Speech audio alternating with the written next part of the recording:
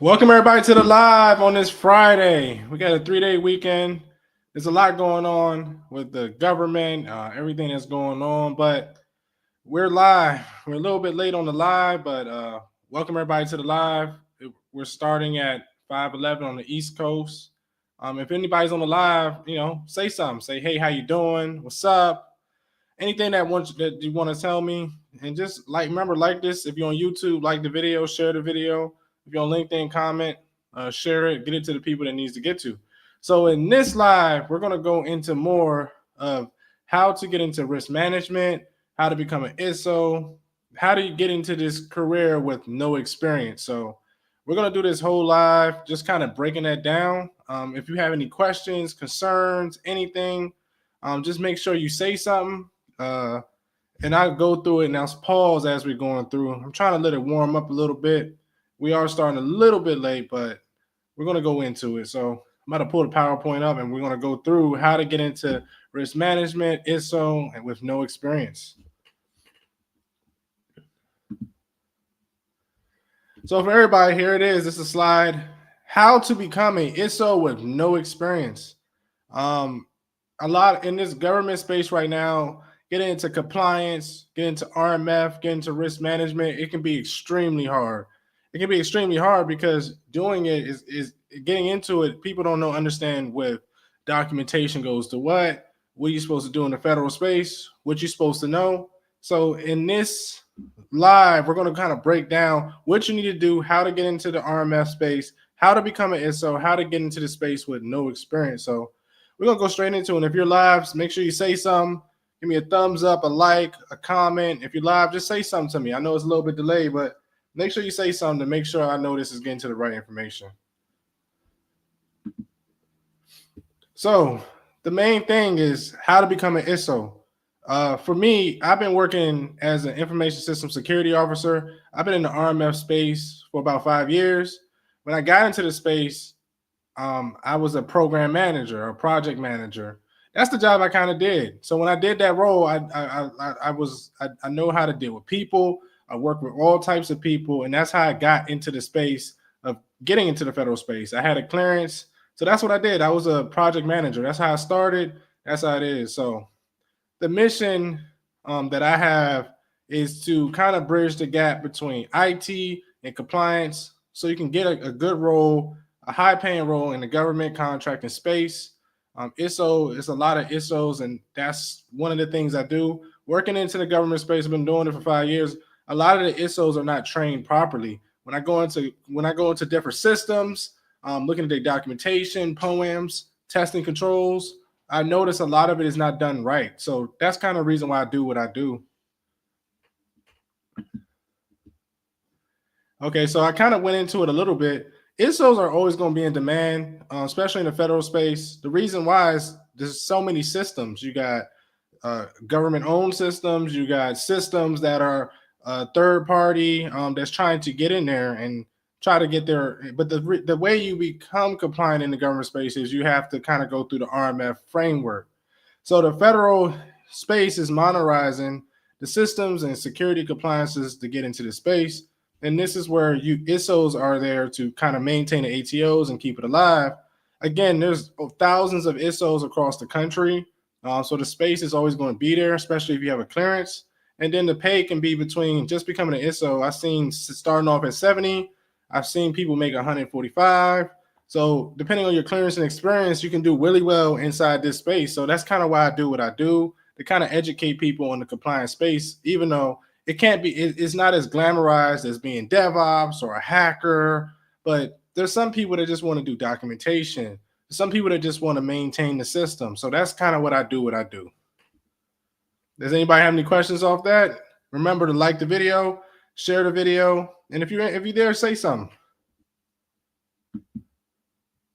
So what is an ISO?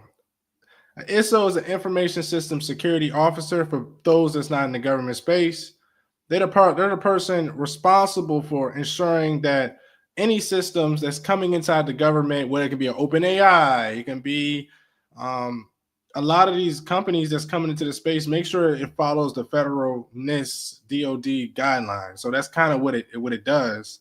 Through that process, It started with FISMA. RMF is kind of what follows FISMA, make sure everything is in place. You have to maintain documentations. You have to maintain and get an ATO package, POA&Ms, testing controls, STIGs, packages. That's kind of everything you do to prepare for this space. So no matter what, that's kind of what you're doing as an ISO. You're maintaining government systems and make sure they're compliant, because there's a lot of people that's trying to attack these systems. So your job is to make sure they're secure. So that's the whole point of doing the job. So that's the main thing you're doing as an ISO. Is the ISO right for you? So being an ISO, it can be different for different people. Sometimes it's good for you, sometimes it's not. The reason why I would say being an ISO, you have to be detail oriented. You got to be very organized. You got to deal with different people. You got to adapt to rules, changes. You got to adapt to a lot of people and manage to talk to. It's not a well-liked position because people want to get things done, and they can't get it done if somebody's stopping them. So that's kind of what you're doing. So if you're not a person that don't like controversial things, if you don't like talking directly to people, maybe this role's not for you. But if you're a person that likes documentation, talking to people, messaging people, keeping everything in a loop, hey, this is a position for you, and I think you should get into it. So that's kind of what it is. For an ISO in the federal space, and it can be called different positions. It can be called ISO, cyber engineer. Sometimes a network, it's something not a network, a cloud engineer. Sometimes they call ISOs that. It can be called different names. But when you're working as this position, you're going to probably need a public trust, a secret, top secret, any type of clearance that's in the federal space. So that's why I always tell people that's trying to get in this role, if you already have that, if you got your security plus, you can kind of get into the role. So that's kind of the things that you need. If anybody any questions, let me know. Say something. Like the video. Keep it pushing. So when you kind of thinking about becoming an ISO, a lot of people think, hey, I'm in the government space. I'm a project manager. I'm just a network engineer. I'm a QA tester. I'm customer service. But as a person that used to be a project manager, that's what I used to do also. I used to do the same thing. I have to, as a project manager, I just thought I couldn't get in the role, but a lot of these skills translate. Like, for example, project manager, you can manage timelines, documentation, updates. That's all you're doing as a project manager. And that transitions over to ISO because you're managing POA&Ms. You're managing POA&Ms, you're managing timelines, you're managing documentation. That's literally doing as a project manager. Say for the people that's on the chat, that's a network engineer or IT support. Understand boundary architecture. As an ISO, you're going to be dealing with boundaries and architecture. That's one of the things you're going to be doing. So make sure that you know that your skills transition over. So also with QA tester, review controls, verify compliance. As a QA tester, you're already doing that as a job. So a lot of that stuff transitions over. So they got to keep that in mind. For customer service, people that's just in customer service, that's in the government space, communicating, talking to people. When you if you become an ISO, literally the same thing, communicating to stakeholders, talking to them, building up rapport, creating Excel sheet, things like that. No matter what, you're going to be doing it as an ISO. So you have the skills. If you got a clearance, you got a security plus, you can do this role. Risk management, you can do this role. So we got a message, Donovan Weston. He said, thanks for this. No problem. Just make sure you give me a like, share the video, and help it out.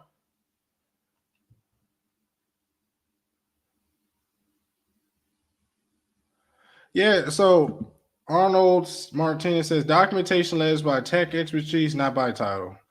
Yeah, you have to have, when you're working as an ISO, you have to have some tech expertise to write documentation. I read a lot of documentation in the space, and a lot of it is dictated by NIST 853 controls to make sure you're implementing those things. So when you're working as an ISO, you can reach out to certain people to understand what's going on with it, but you got to have some type of technical knowledge to understand what's going on, which you can always get. So as an ISO, you're always going to be talking to people to get the information. So I hear what you're saying. Yeah. So and if you're on the chat, make sure you like the video. You're on YouTube, subscribe, share the video. Make sure you're checking it out. And if you have any questions occurring, put it in the chat. So the main things you're going to need as an ISO, straight up, you're going to need understand different documentations and how they relate to doing the job. A lot of people don't understand how it relates. For example, the NIST 837, that kind of breaks down the entire RMF process itself. You can read that, breaks down the 7 steps, everything. So you can read that. NIST 853, control families that you assess. That's what a lot of the documentation is based off of to implement these controls. So that's another documentation that you probably need to pay attention to. You got STIGs, you got FedRAMP compliance, overlays, and then also you got to follow the 7 steps of RMF. In general, you got the prepare phase, categorize phase, select phase, implement, assess, authorize, monitor. You got to make sure you know what those mean, because a lot of people get on an interview and they'll tell you straight up, oh yeah, I did all 7 steps of the RMF process. For a lot of people, they don't do 7 steps of the RMF process. You never do the 7. Some people never do that. Most of the time, you're probably going to be doing implement, assess, authorize, and monitor. So just keep that in mind. And when you're doing the space, because most people, they just talk about that, but you need to make sure you know how everything clicks together when you're working in the space. If anybody's there, make sure you're saying something. Say hi, share the video. Just make sure you're saying something if you're checking it out. Okay, the daily life of an ISO. So the daily life of an ISO, you're going to be in a lot of meetings. That's straight up. You're going to be in a lot of meetings. You're going to be in meetings to make sure you're continuously monitoring no matter what. You're going to be continuously monitoring a system. A lot of it is going to be creating SSPs, documentation, POA&Ms. You're going to be doing a lot of that as an ISO also. You participate in testing controls, security controls. You're also going to be reviewing a lot of ACAS scans, STIGs, results, and engineers. You're going to be talking to them a lot. That's one of the things of being an ISO. You're going to be attending a lot of ANA meetings with the SCA, PMO, track findings through remediation and closure. That's kind of everything you're going to be doing as an ISO. And I know this stuff can sound foreign to some people, but that's kind of like the day-to-day of being an ISO. So people that's trying to get into the GRC or RMF space, that's kind of what you're doing in both realms, And if you're liking the video, make sure you say something. Hey, how you doing? Where you at? Where you from? Comment down, comment, let me know where you at and like the video. Okay, so when you're getting training and certifications, you have 2 ways to go about it. You can either go on YouTube, look up what ISO's RMF does. You're not going to find a lot of information because a lot of people don't know what the position is, or they just focus on certain aspects. You can either read the documentation. You can probably read the NIST 837, NIST 153, but a lot of times it's just going to be words. Sometimes what you can do, you can just chat GPT it. What is an ISO? What do they do? But it's not going to be a lot of the real experience of what you do. So you have other options. You can go on RMF Academy. Check out RMF Academy, shameless plug. You can go to NIST.gov, check out STIGs, STIG Viewer, and also certifications. When you're getting this space, you need a Security Plus is the bare minimum to get this job. So just keep that in mind for anybody that's trying to get in the space. Those are some of the ways you can get training to do it, to understand what the job is. Yeah, so you can tie everything together.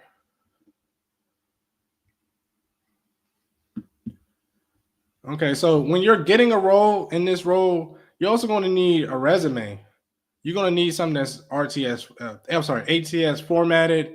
You got to make sure you include things like POA&Ms, things like that. ATOs, NIST, highlight transversal skills, compliance, and mention the clearance eligibility. And you got to kind of talk about things that you have done. My resume has all of that. If you're going to get a role in this space, you got to kind of show what you can do. So if you don't know what you can do, it's going to be hard for somebody to take you up, because when you're doing this role, it can be kind of it can be hard even for people that's already in the field.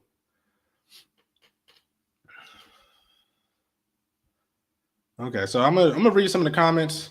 You got Nate Dog, love what you're doing, brother. Keep it up. No problem, brother. We got hi, I'm from Texas. Thank you for the stream. I'm interested in GRC and I'm currently a program manager, so this is great. I'm going to start studying for the Security Plus room. That's what's up, brother. So we got Nate Butler, ATS. It's the formatting for, it's kind of a way you're supposed to format resumes. If I said it wrong, that's what it is. But that's kind of where you, because your resume is going through a bot, so you got to make sure everything is in that format so it can pick up on your resume. You said tuned in from Los Angeles area. Oh, that's what's up. Keep doing what you're doing. Test pilot school, Space Force. Shout out to Space Force. Okay. So yeah, everybody just keep coming in, keep on with the comments. So that's what you're gonna do to build a resume to get into space. And with RMF Academy, we definitely take care of resumes when you first register. So that's the main thing. So when you're getting an ISO job, you got to prepare for interviews. They ask you a lot of questions. What is a POA&M? How many steps of the RMF? What is the 7 steps of RMF? What is EMAS? What are these things? They're going to ask you these things when you're trying to get a job.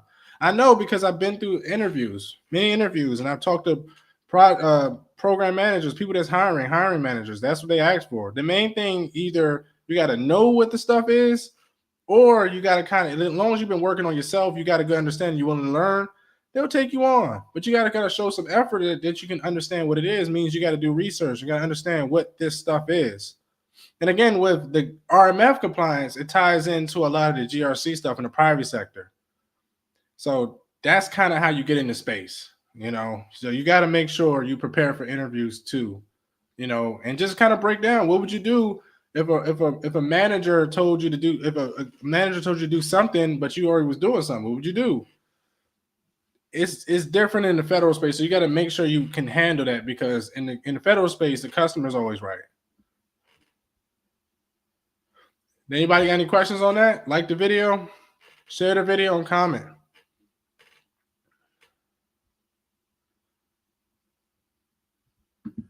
Said Nate Butler, can you break these roles from another career industry like healthcare?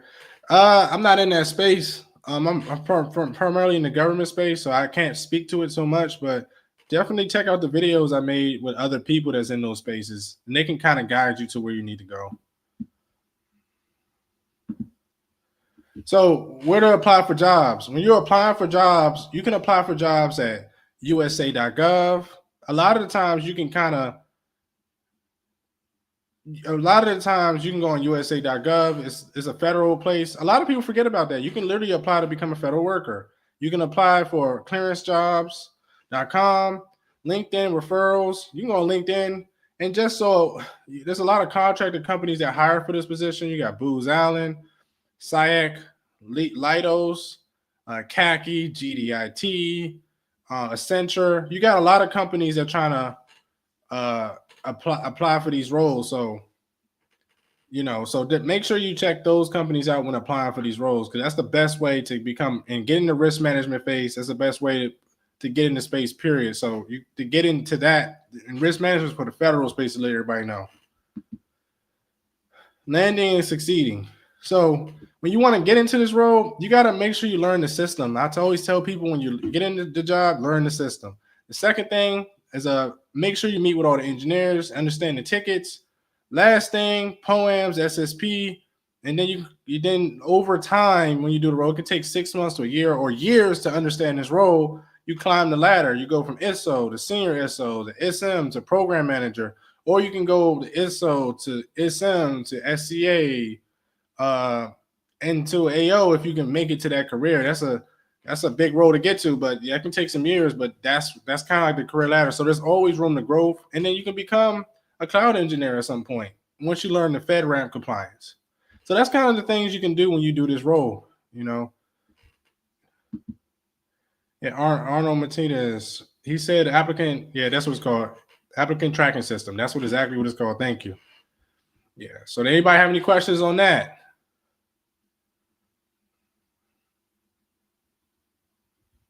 Okay. So for RMF Academy, that's what we kind of do. Everything we talked about that you're trying to get into the risk management framework space, that's kind of the things that we do, you know. So just check out all the stories of people that have done the classes, that's done the training. Everything you're trying to learn will be in the class. So make sure you check it out also. And these all of the reviews, everybody that took it out. There's some good reviews. I mean, I teach everything that you need to know to do the job, and nobody can attest to that. And also we help with resume help to get the jobs.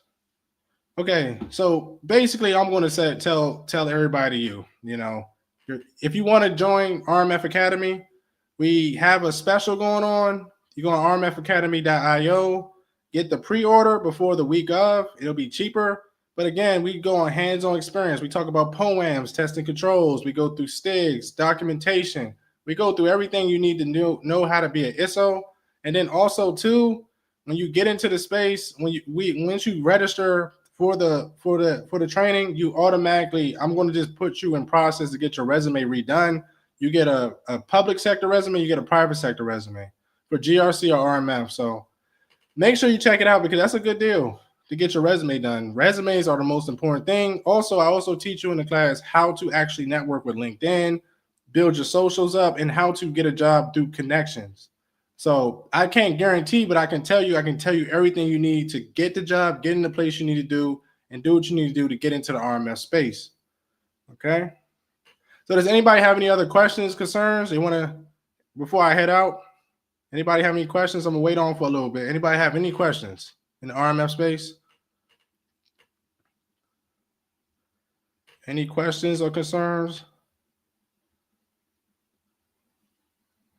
Okay, if anybody don't have any questions, I'm definitely going to do little trainings every now and then on LinkedIn to kind of slowly break things down that's in the RMF space. So just make sure you follow me if you're on LinkedIn, subscribe on YouTube, and make sure you connect with me. Or if you have any questions, hit me up in the DMs for me to break it down. But make sure you check out rmfacademy.io. It's the best place to go to get the training. Make sure you get the pre-order, and then make sure you get the pre-order. And before it gets to the week of, because it's going to go higher. So thank you, everybody. What's up, brother? Is that Davon? What's up, Davon? How you doing, brother? All right. Peace out, everybody. See you on the next one.